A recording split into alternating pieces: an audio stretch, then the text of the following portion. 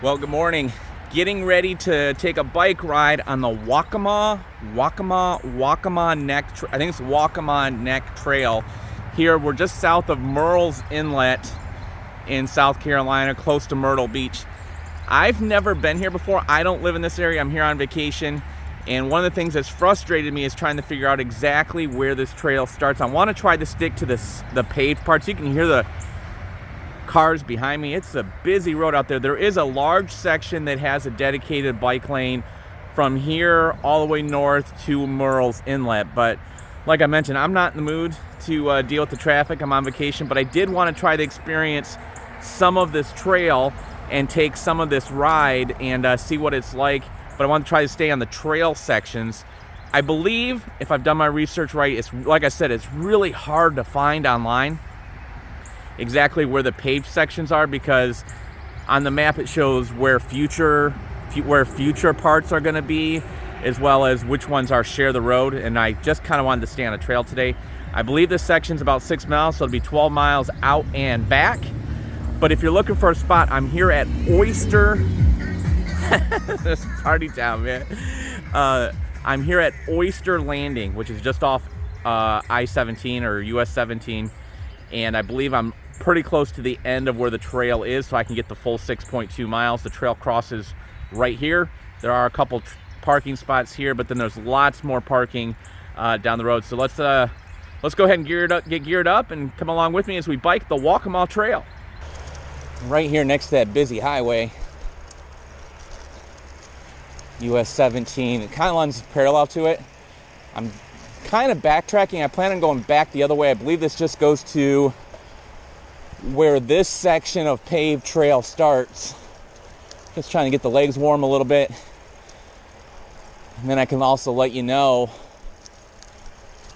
how far it is from Oyster Landing to the end. Slow merging car traffic ahead, yeah. So this is kind of pretty here. This might be a nice spot to take a nice little photo. This bridge. But all right, it's pretty. Oh, look at that crane or something out there. Low tide for sure. So it's a half mile from Oyster Landing where I parked, and this is kind of where it starts to merge into the bike lane, like I was saying on 17. Let's go ahead and photo op for sure. Beautiful.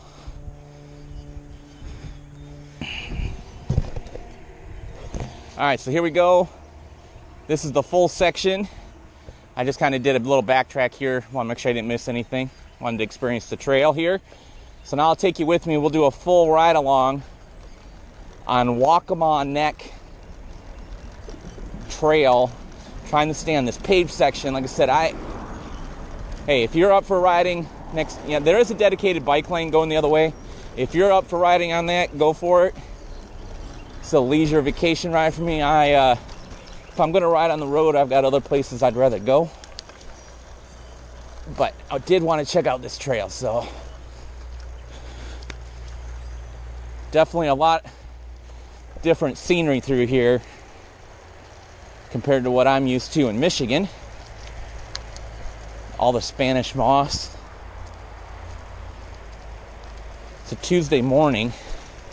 Wednesday morning. Isn't that kind of nice when you're on vacation and you start to lose track of what day it is? It's also February, so I'm sure this looks a lot different times of the year.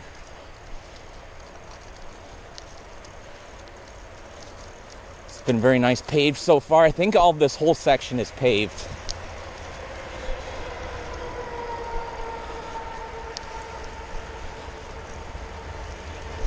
Would be nice if we get a little bit of distance away from that busy highway. Lots and lots of road noise.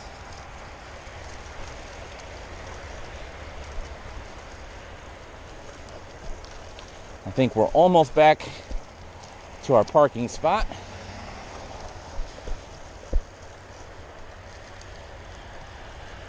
Yeah, so there's really no other parking that I saw that way. So if you want to experience this section of the Waccamaw Trail, the paved section, I think this Oyster Landing parking spot is probably going to be one of the most convenient. And if you want to do what I just did and backtrack that little half mile so you can experience the whole path. Yeah, there's a truck outside, sort of. That oyster recycling's pretty cool. There's a landing down there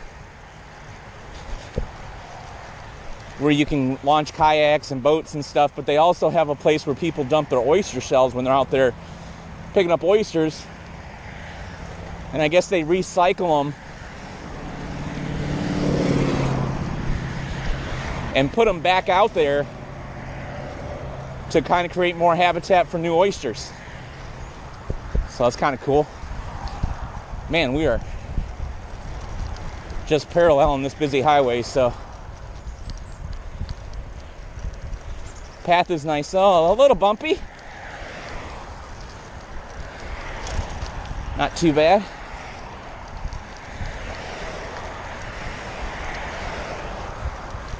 Hopefully it gets a little more scenic here pretty soon. Stop, bicycles must stop. Merle's Inlet. Residents only that way, I guess. We'll just keep going here.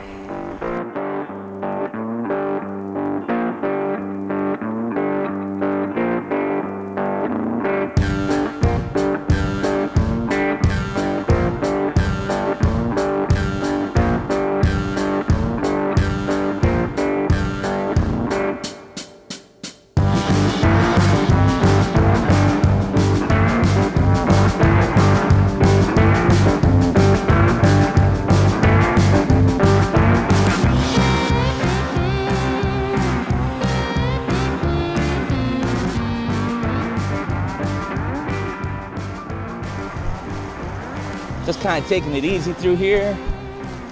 Path I'm not familiar with. A leisurely 10-12 miles an hour. And I still got winter legs. It's nice to be out. Get spinning a little bit here. Not much outdoor riding in Michigan in February.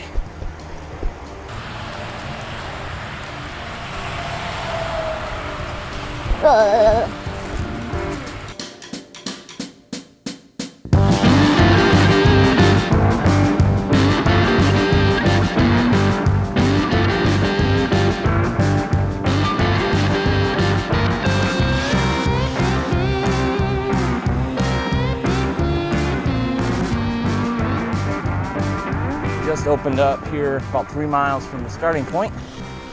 Oh yeah. Now this is nice. No view, but wow, quite a bit nicer.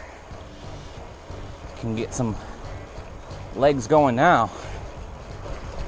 That's what I was hoping for. Now we got some speed going.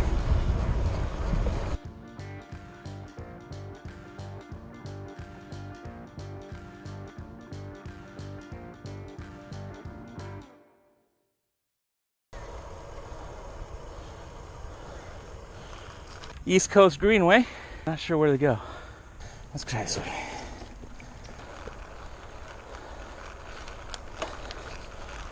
Yes, to the right. Looks like that was right.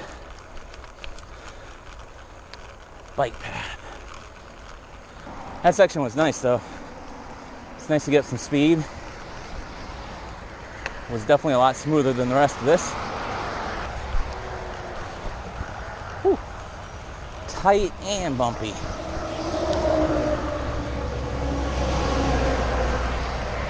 Not making any speed there. Bumpy, bumpy.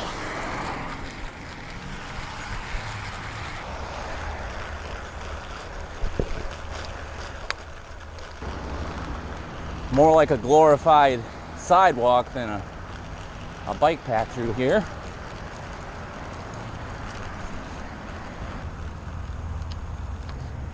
Now I'm left guessing again.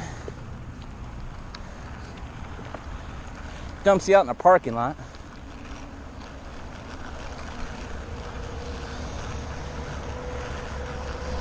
I know the path goes south. I don't think I'm that far in yet. I think well, maybe. Should be another like 2 miles, I think. I am guessing. There it is. Found it.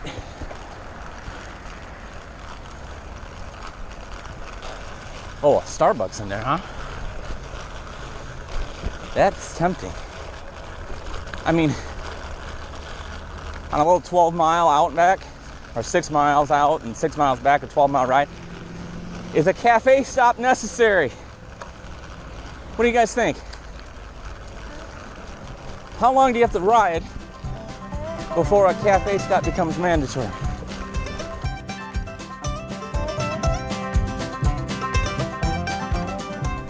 Like so many mistakes, you never realize them until after the fact.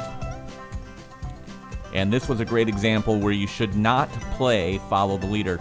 As I followed this gentleman in front of me, assuming he knew where he went, and went to the right, I actually came off the Waccamaw Neck Trail and ended up on the Greenway, which is definitely more clearly marked on this path than the Waccamaw Neck Trail.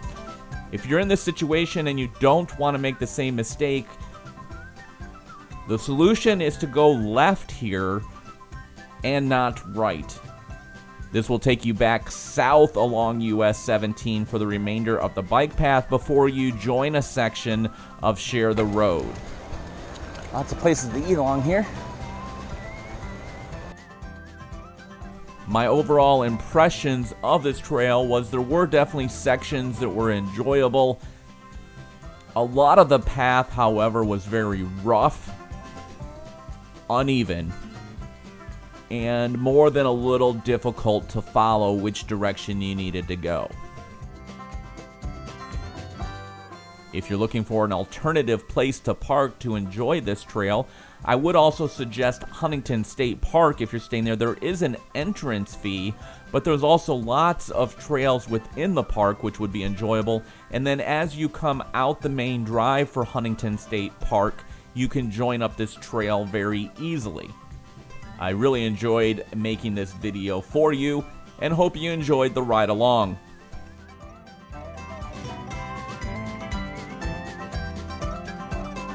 If you're in the area and you're looking for a great breakfast, there is one right along this trail and you can check that out in this video right here.